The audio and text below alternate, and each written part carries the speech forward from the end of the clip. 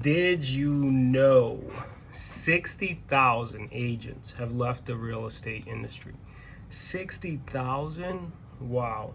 You know, in all honesty, people do not leave when things are incredibly well, right?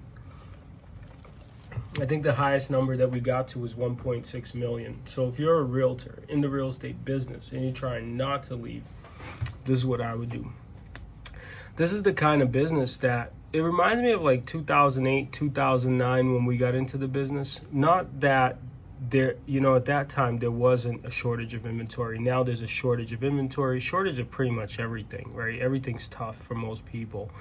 But I think that if you take the time to realize that in this market, the realtor who gets to stay in the business and the realtor who gets to work and prosper with this market is the one that rolls up their sleeves and starts to work. This is the time to reach out, talk to people, follow up with people, go out of your way to constantly reach out, build your database, network, do everything, right?